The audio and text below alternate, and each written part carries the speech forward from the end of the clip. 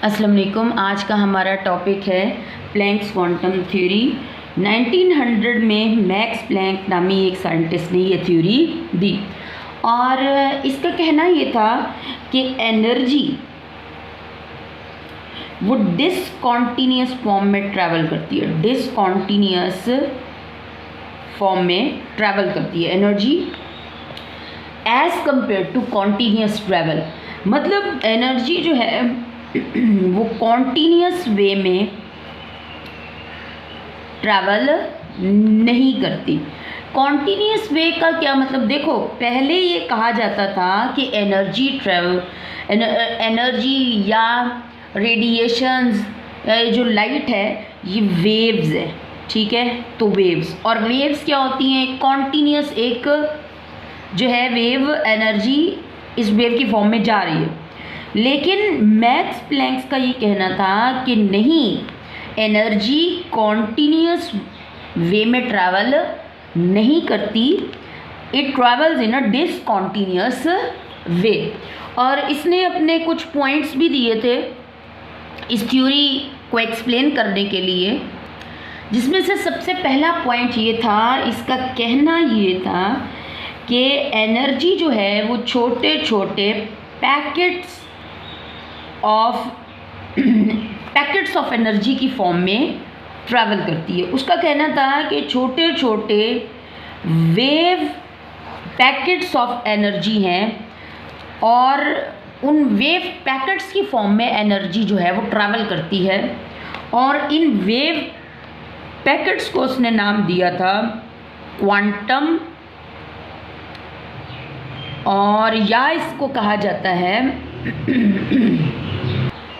या wave packet, मतलब एक वेव पैकेट ऑफ एनर्जी जो है। और उसका ये कहना था कि ये जो क्वांटम है या ये जो छोटे वेव पैकेट्स हैं एनर्जी के, इनके साथ एक स्पेसिफिक अमाउंट ऑफ एनर्जी भी क्या है, एसोसिएटेड है।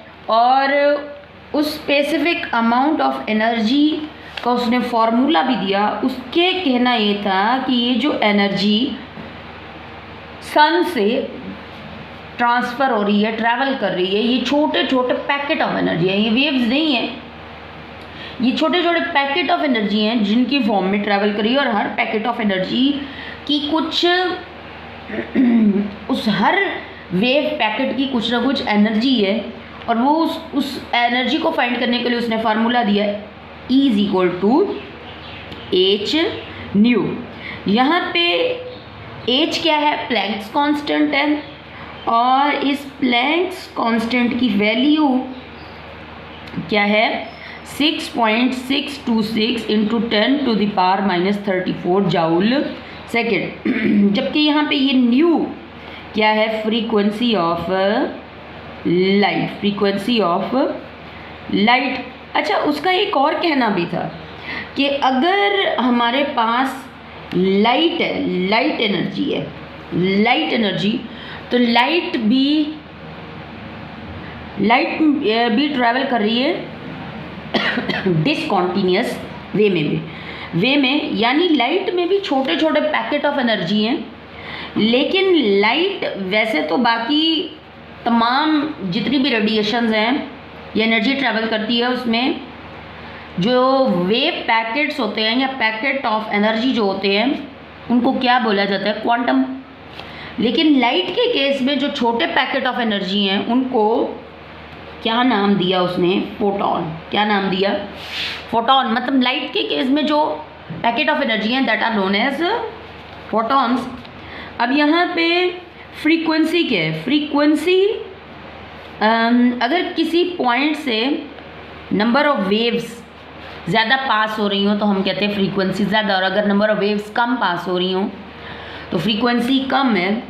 So what is frequency, frequency कुछ भी नहीं है, बस किसी पॉइंट से नंबर ऑफ वेव्स का ट्रैवल करना है, और जितनी किसी पॉइंट से नंबर ऑफ वेव्स ज़्यादा ट्रैवल करेंगी फ्रीक्वेंसी ज़्यादा। So what is frequency, frequency is the number of waves, is the number of waves passing through a point, passing through a point पर second.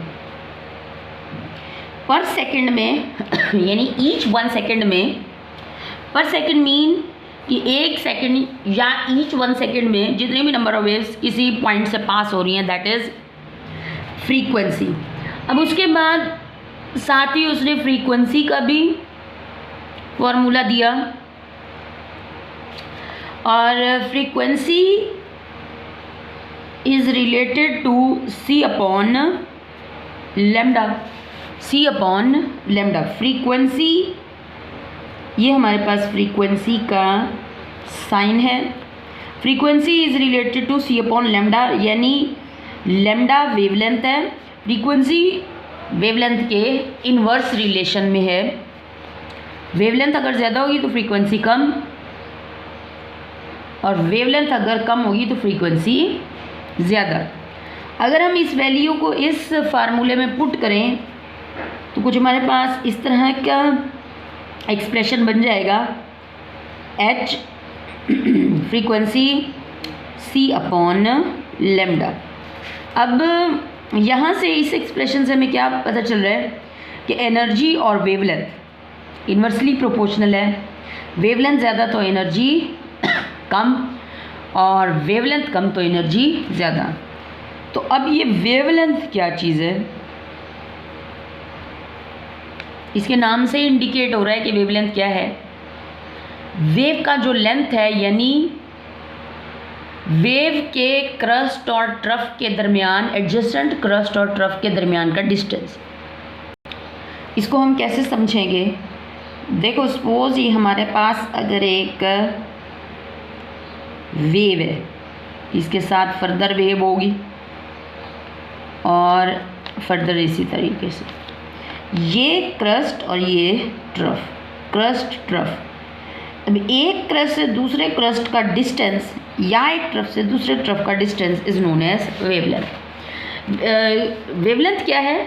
Distance between the two adjacent, adjacent मतलब साथ साथ वाली crest या trough, distance between the two adjacent crest and trough is known as wavelength. और अगर wavelength ज़्यादा होगी तो एनर्जी कम होगी, और अगर वेवलेंथ कम होगी तो एनर्जी ज़्यादा। क्यों? क्योंकि ये एक दूसरे के साथ इन्वर्स रिलेशन में है। अब हम देखते हैं कि वेवलेंथ को कैसे, किन यूनिट्स में मेजर किया जाता है। तो वेवलेंथ को मेजर किया जाता है ऑंगस्ट्रम यूनिट में, या इसको मेजर किया जाता है नैनोमीटर में, या इसको मेजर किया जाता है पिकोमीटर में। अब ये भी देख लेते हैं कि ये एंगस्ट्रम, नैनोमीटर, पिकोमीटर कितने मीटर के बराबर हैं।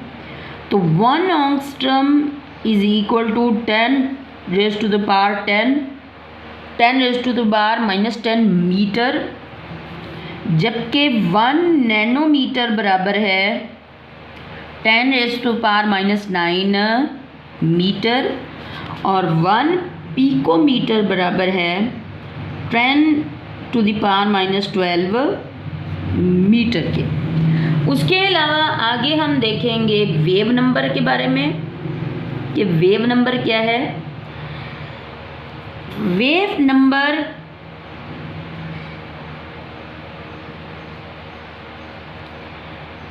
is the number of waves, is the number of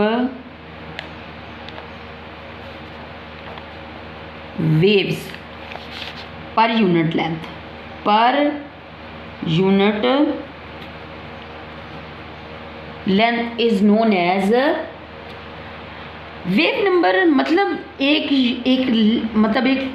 जगह डिसाइड कर लीजिए कि इतनी जगह से अगर वेव ज़्यादा पास होंगी तो वेव नंबर ज़्यादा, और अगर एक यूनिट लेंथ में से वेव्स कम पास होंगी तो wave length come. So what is wave number?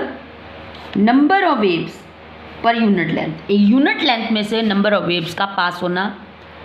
और अगर वेव्स ज़्यादा और इसका फार्मूला क्या है वेव नंबर का? Wave number is inversely proportional to wavelength. Wavelength ज़्यादा तो वेव नंबर कम।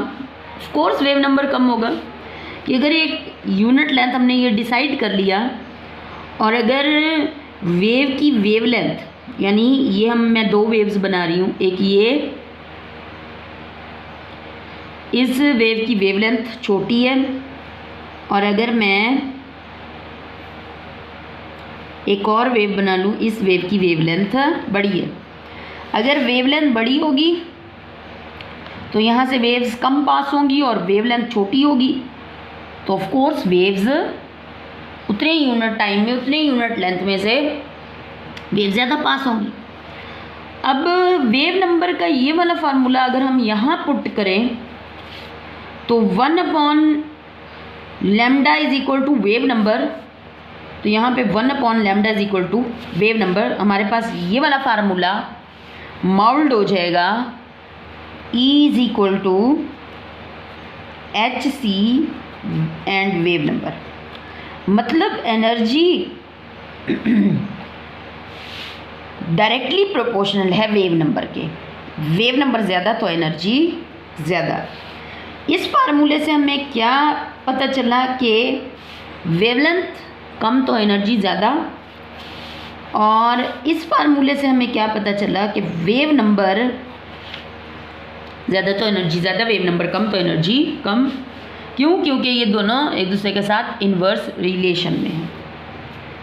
और ये थी प्लैंक्स क्वांटम थ्योरी। क्या है प्लैंक्स क्वांटम थ्योरी? प्लैंक्स ने सिंपली ये कहा कि एनर्जी डिसकॉन्टीन्यूअस वे में ट्रैवल करती है, कॉन्टीन्यूअस वे में ट्रैवल नहीं करती, और एनर्जी वेव्स नहीं हैं बल्कि एनर्जी ट्रैवल करती है छोटे छोटे पैकेट्स की फॉर्म में। छोटे छोटे पैकेट्स हैं, वेव पैकेट्स हैं, जिनको क्वांटम कहा जाता है, क्वांटम का नाम दिया उसने। छोटे छोटे पैकेट्स हैं एनर्जी के, वेव पैकेट्स हैं जिनको उसने नाम दिया क्वांटम। और लाइट के केस में क्वांटम को क्या उसने नाम दिया? फोटोन की फॉर्म में एनर्जी ट्रैवल करती है। मतलब लाइट का पार्टिकल नेचर एक तरह से उसने बताया कि लाइट का कैसा नेचर है, पार्टिकल नेचर।